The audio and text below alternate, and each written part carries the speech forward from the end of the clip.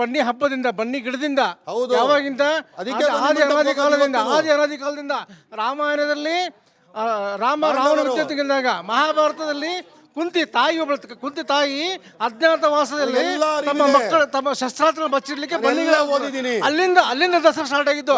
ಮೊನ್ನೆ ಬಂದ ಯಾವುದೇ ಒಂದು ಬೇರೆ ದೇಶದ ಮಂದಿಯಲ್ಲಿ ಆಕ್ರಮಣ ಮಾಡಿ ಇದು ಮಾಡಿ ಹಿಂದೂ ನಮ್ಮ ಧರ್ಮದ ಬಗ್ಗೆ ಮಾತ್ರ ಹೋಗ್ಬೇಡ್ರಿ ನೀವು. ಪ್ರಜಾಕ್ ಅವರೇ, ನಂದೊಂದು ಪ್ರಶ್ನೆ ನಿಮ್ಗೆ. ಹೇಳಿ ಅಕ್ಕ. ನೀವು ಮಸೀದಿಗೆ ಹೋಗ್ತೀರಾ, ಏನ್ ಮಾಡ್ತೀರಾ ಅಲ್ಲಿ? ನಮಾಜ್ ಮಾಡ್ತೀನಿ. ನಮ್ದು ಕರ್ನಾಟಕದ್ದು ಚಾಮುಂಡೇಶ್ವರಿ ದೇವ್ರು ನಾವೇನ್ ಮಾಡ್ಬೇಕು? ಪೂಜೆ ಮಾಡ್ಬೇಕು. ಅಲ್ಲಿಗೆ ಬರ್ಬಾರ್ದಲ್ವಾ ನೀವು? ಬರ್ಬೇಡ್ರಿ ಅಂತ ಹೇಳ್ರಿ. ಹಂಗೇನಿಲ್ಲ, ಬರ್ಬೇಡ್ರಿ ನಾನು ಅಂತ ಹೇಳ್ರಿ. ಬರ್ಬೋದು. ಬಂದ್ಮೇಲೆ ಪೂಜೆ ಹಂಗಿಲ್ಲ. ಕೇಳಿ, ಒಂದ್ ನಿಮಿಷ ಕೇಳಿ. ನಾನು ಬರ್ಬೋದು, ನಾನು ಬಂದಾಗ ನೀನು ಪೂಜೆ ಮಾಡ್ಲೇಬೇಕು ಅಂತ ನೀವು ಒತ್ತಡ ಮಾಡಬಾರ್ದು.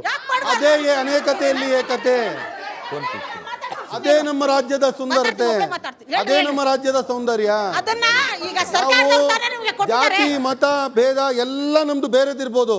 ಭಾರತೀಯರು ಕನ್ನಡಿಗರು ಅಂತ ಒಗ್ಗಟ್ಟು. ನೀವು ಮಸೀದಿಗೆ ಹೋಗಿ ನೀವು ಮಾತ್ರ ಮಾಡ್ಬೇಕು, ಹೆಣ್ಮಕ್ಳು ನಿಮ್ಮ ಹತ್ರ ಬಂದ್ ಮಾಡಬಾರ್ದು. ಏನಿಲ್ಲ, ನಮ್ಮಲ್ಲಿ ನಾವು ಹೆಣ್ಮಕ್ಳು ಕುಂಕುಮ ಇಟ್ಕೋಬೇಕು, ಸೀರೆ ಉಟ್ಕೋಬೇಕು, ಪೂಜೆ ಮಾಡ್ಬೇಕು, ಎಲ್ಲ ವೈಯಕ್ತಿಕ ವಿಚಾರ. ಮಾಡಿದ್ರೆ ಬರ್ಬೇಕಲ್ಲಿ, ಇಲ್ಲ ಅಂದ್ರೆ ಬರ್ಬಾರ್ದು. ಬರ್ಬೇಡ್ರಿ ಅಂತ ಹೇಳ್ರಿ. ಒಂದ್ ನಿಮಿಷ ಕೇಳ್ರಿ. ಇಲ್ಲಿ ಕೇಳಿಸ್ಕೊಳ್ತಾ ಇದ್ದೀನಲ್ಲ, ನೀವು ಎಲೆಕ್ಷನ್ ಅಲ್ಲಿ ನಿಂತ್ಕೊಳ್ಳಿ, ಅವ್ರಿಗೆ ನಾವು ಎಲ್ಲ ಮಾಡ್ಬೇಕು ಕವಿ ಅಂತ.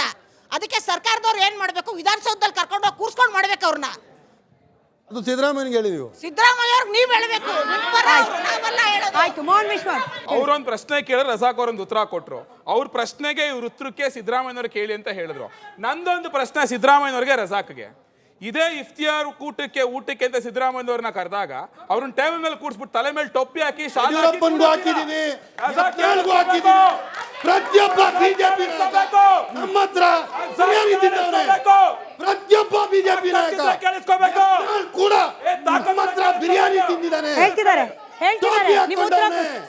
ಯಡಿಯೂರಪ್ಪ ಕೂಡ ತಲೆಯಲ್ಲಿ ಬುದ್ಧಿ ಇಲ್ದಿರೋ ಅಯೋಗ್ಯರ ಬಾಯಲ್ಲಿ ಏಕವಚನನೇ ಬರೋದು. ಆದ್ರಿಂದ ಅವ್ರ ಅಯೋಗ್ಯತನ ಅವ್ರ ನಾಲ್ಗೆನೆ ತೋರಿಸುತ್ತೆ. Coming back to the topic, ಇದೇ ಇಫ್ತಿಯಾರ್ ಕೂಟಕ್ಕೆ ಹೋಗ್ಬೇಕಾದ್ರೆ ಮಾತ್ರ ಟೋಪಿ ಹಾಕೊಂಡು ಅವ್ರು ಹೇಳ್ದಂಗೆ ಕೇಳ್ಕೊಂಡು ಕುತ್ಕೋಬೇಕು. ಇವರು ದಸರಾ ಆಚರಣೆಗೆ ಬರ್ಬೇಕಾದ್ರೆ ಅರ್ಷ್ಟ ಕುಂಕುಮ ಇಟ್ಕೊಳ್ಳಲ್ವಂತೆ. ಇದ್ಯಾ ನ್ಯಾಯ ಇದು?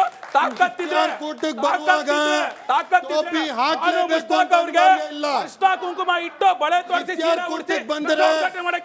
ಮಸೀದಿಗಳಿಗೆ ಹೆಣ್ಣು ಮಕ್ಕಳು ಹೋಗ್ಬೇಕು ಅಂತಂದ್ರೆ ತಲೆನ ಕವರ್ ಮಾಡ್ಕೊಂಡು ಹೋಗ್ಬೇಕು ಅನ್ನೋದು ಪದ್ಧತಿ. ಹಾಗೇನೆ ದೇವರ ಮುಂದೆ ನಿಂತಾಗ ಕುಂಕುಮ ಇಟ್ಕೊಳ್ಬೇಕು ಅಂತಂದ್ರೆ ಅದು ಪದ್ಧತಿ. ಮುಷ್ತಾಕ್ ಅವರಿಗೆ ಈ ದ್ವಂದ್ವ ಬರ್ಲಿಕ್ಕೆ ಕಾರಣವಾಗಿರೋದು ಕಾಂಗ್ರೆಸ್ ಸರ್ಕಾರ. ಹೌದೋ ಇಲ್ವೋ ಪಾಷಾ?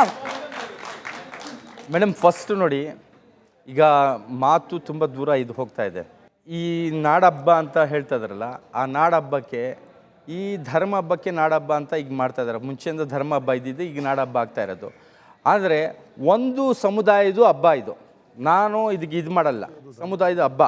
ಅವ್ರದ್ದು ಭಕ್ತಿ ಭಾವನೆ ಇರುತ್ತೆ, ಹಿಂದೂಗಳದ್ದು ಒಂದು ನೋವು ಇರುತ್ತೆ, ಒಂದು ಖುಷಿ ಇರುತ್ತೆ. ಆ ಇದರಲ್ಲಿ ನಾವು ನನ್ನನ್ನು ಕರೆದು ನಾನು ಒಂದು ಬೌಂಡ್ರಿ ಇರುತ್ತೆ, ಆ ಥರ ಮಾಡಿದ್ರೆ ಓಕೆ. ಇಲ್ಲ ಅಂದರೆ ಅಲ್ಲಿ ಹೋಗಿಬಿಟ್ಟು ಇದು ಆರತಿ ಅದು ಇದು ಎಲ್ಲ ಮಾಡ್ತಾಯಿದ್ರೆ ಹಿಂದೂಗಳಿಗೆ ಧಕ್ಕೆ ಆಗುತ್ತೆ. ಅವ್ರ ಧರ್ಮಕ್ಕೇನೋ ಮನಸ್ಸಿಗೆ ಧಕ್ಕೆ ಆಗುತ್ತೆ. ಆ ಧಕ್ಕೆ ಆಗೋದು ಕೆಲಸ ಏನಕ್ಕೆ ಮಾಡ್ತಾರೆ ಈ ಗೌರ್ಮೆಂಟು. ಇನ್ನೊಂದೇನು, ಈ ಇದರಲ್ಲಿ ಏನಾಗ್ತಾ ಇದೆ, ಹಿಂದೂ ಮುಸಲ್ಮಾನ ಅಂತ ಬರ್ತಾ ಇದೆ, ಎಲ್ಲ ಅಪೋಸ್ ಮಾಡ್ತಾ ಇದ್ದಾರಲ್ಲ ಇವರೆಲ್ಲ. ಇವರೊಂದು ಮಾತು ನಾನು ಹೇಳ್ತೀನಿ. ಇವರು ಬಾನು ಮುಷ್ತಾಖು ಮುಸಲ್ಮಾನು ಅಂತ ಇಲ್ಲ ಅಂತ ಹೇಳ್ತಾ ಇದ್ದಾರೆ. ಸೂಫಿಯಾ ಖುರೇಶಿ ಯಾರು ಮೇಡಮ್? ಮುಸಲ್ಮಾನ ಅಲ್ಲ. ಸೂಫಿಯಾ ಖುರೇಶಿ ಯಾರಂತ ಹೇಳಿ ಅಲ್ಲ, ಎಮ್ಮೆ ಏನು ಹೇಳಿದ್ರಲ್ಲ, ಆತಂಕವಾದಿ ಕಾ ಬೆಹನ್ ಅಂತ ಹೇಳಿದ್ರಲ್ಲ. ಇದೇ ಗೌರ್ಮೆಂಟ್, ನಿಮ್ ಗೌರ್ಮೆಂಟ್ ಬಿಜೆಪಿನವರು ಸೂಫಿಯಾ ಖುರೇಶಿಗೆ ಆತಂಕವಾದಿ ಕಾ ಬೆಹನ್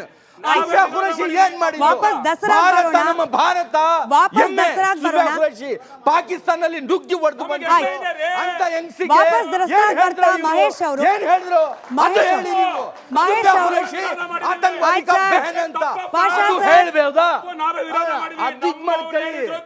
ಇನ್ನೊಂದು ನೋಡಿ ಮೇಡಮ್,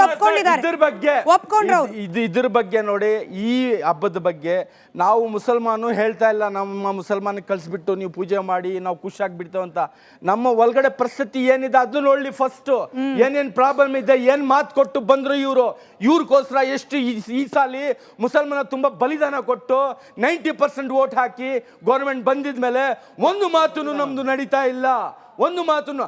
ಆ ಮಾತು ಮೇಲೆ ನಾನು ಹೇಳ್ತಾ ಇರೋದು, ನೋಡಿ ಇದು ಅವ್ರಿಗೆ ಅವಕಾಶ ಕೊಡಲಿ, ಪೂಜೆ ಮಾಡೋಕ್ಕೆ ಮಾಡ್ಕೊಳ್ಳಿ, ಏನೋ ಮಾಡ್ಕೊಳ್ಳಿ.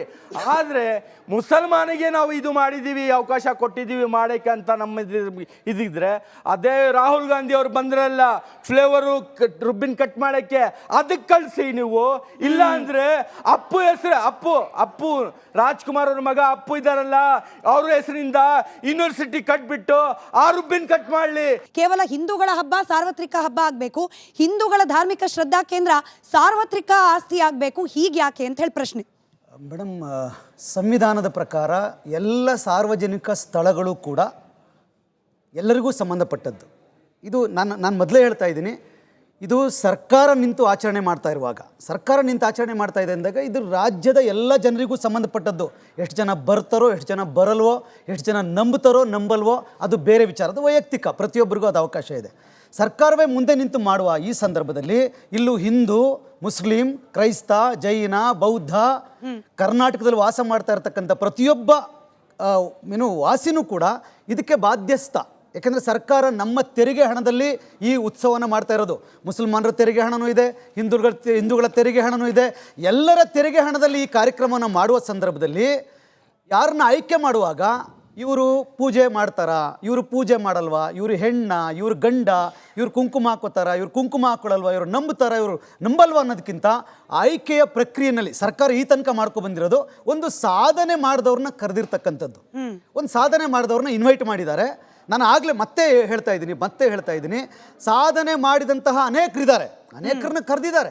ಕರೆದಾಗ ಕೆಲವ್ರಿಗೆ ಸ್ವಲ್ಪ ಅಸಮಾಧಾನ ಆಗುತ್ತೆ. ತುಂಬ ಪ್ರತಿ ಸಲ ಆಯ್ಕೆ ಮಾಡಿದಾಗ್ಲೂ ಇದೊಂದೇ ಅಂತಲ್ಲ, ಯಾವುದೇ ಪ್ರಶಸ್ತಿ ಇರ್ಬೋದು, ಯಾವುದೇ ಸರ್ಕಾರ ಆಯ್ಕೆ ಮಾಡಿದಾಗ ಸಹಜವಾಗಿ ಒಂದಷ್ಟು ಅಸಮಾಧಾನಗಳು ಬರ್ತವೆ. ಕಾಂಗ್ರೆಸ್ ಸರ್ಕಾರ ಇದ್ದಾಗ ಕಾಂಗ್ರೆಸ್ ಸರ್ಕಾರಕ್ಕೆ ಪೂರಕವಾಗಿರ್ತಕ್ಕಂಥವ್ರನ್ನ ಆಯ್ಕೆ ಮಾಡೋದು, BJP ಸರ್ಕಾರ ಇದ್ದಾಗ BJP ಸರ್ಕಾರಕ್ಕೆ ಪೂರಕವಾಗಿರ್ತಕ್ಕಂಥವ್ರನ್ನ ಆಯ್ಕೆ ಮಾಡೋದು ಸಹಜ. ಅವ್ರನ್ನ ಆಯ್ಕೆ ಮಾಡಿದಾಗ ಇವ್ರನ್ನ ಆಯ್ಕೆ ಮಾಡಿದಾಗ ಅವ್ರಿಗೆ ಸಹಜವಾದಂಥ ಒಂದು ವಿವಾದಗಳು ಬಂದೇ ಬರುತ್ತೆ. ನಾನು ಹೇಳ್ತಾ ಇರೋದು, ಸರ್ಕಾರಗಳು ಆಯ್ಕೆ ಆಗೋ ತನಕ ಮಾತ್ರ ಪಕ್ಷ, ಆಯ್ಕೆ ಆದ್ಮೇಲೆ ಅದು ಸರ್ಕಾರ, ಪ್ರತಿಯೊಬ್ಬರಿಗೂ ಸರಿಯಾದಂತಹ ಸಮಾನತೆಯನ್ನು ಕೊಡಬೇಕು ಸರ್ಕಾರ. ಆಯ್ಕೆ ಆಗೋ ತನಕ ಇದು ಕಾಂಗ್ರೆಸ್, ಆಯ್ಕೆ ಆಗೋ ತನಕ ಇದು BJP, ಆಯ್ಕೆ ಆದ್ಮೇಲೆ ಅದು ಕರ್ನಾಟಕ ಸರ್ಕಾರ, ಕನ್ನಡಿಗರು ಎಲ್ಲರಿಗೂ ಸಂಬಂಧಪಟ್ಟದ್ದು. ಈ ಪ್ರಜ್ಞೆಯನ್ನ ಇಟ್ಕೋಬೇಕು ಅಂತಕ್ಕಂಥದ್ದು ನನ್ನ ಭಾವ. ಮತ್ತೆ ಪ್ರಶ್ನೆಗೆ ಬರ್ತೀನಿ. ಮೋಹನ್ ವಿಶ್ವ ಅವರೇ, ಅವ್ರು ಆದ್ಮೇಲೆ ನೀವು ಉತ್ತರ ಕೊಡಿರಂತೆ.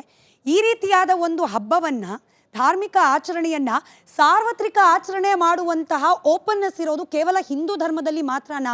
ಯಾಕೆ ಕ್ರೈಸ್ತ ಆಚರಣೆಯೋ ಅಥವಾ ಮುಸಲ್ಮಾನರ ಆಚರಣೆಯನ್ನೋ ಸರ್ಕಾರ ಇದನ್ನ ನಾವು ಸಾರ್ವತ್ರಿಕ ಆಚರಣೆ ಮಾಡ್ತೀವಿ, ಇಲ್ಲಿಗೆ ಅನ್ಯ ಧರ್ಮೀಯರನ್ನ ಕರೆಸಿ ಉದ್ಘಾಟನೆ ಮಾಡಿಸ್ತೀವಿ, ಈ ಧೈರ್ಯಕ್ಕೆ BJP ಸರ್ಕಾರ ಆಗಲಿ ಕಾಂಗ್ರೆಸ್ ಸರ್ಕಾರ ಆಗಲಿ ಯಾಕೆ ಬರ್ಲಿಕ್ಕೆ ಸಾಧ್ಯ ಆಗ್ತಿಲ್ಲ? ಸಮಾನತೆ, ಸಾರ್ವತ್ರಿಕತೆ ಅನ್ನೋದು ಬರಬೇಕು ಅಂದರೆ ಎಲ್ಲ ಧರ್ಮಗಳ ಇನ್ಕ್ಲೂಸಿವಿಟಿ ಬರಬೇಕಲ್ಲ, ಅದು ಕೇವಲ ಹಿಂದೂಗಳು ಮಾತ್ರ ಯಾಕೆ ಇನ್ಕ್ಲೂಸಿವ್ ಆಗಬೇಕು ಅನ್ನೋ ಪ್ರಶ್ನೆ. ಖಂಡಿತ ಮೇಡಮ್.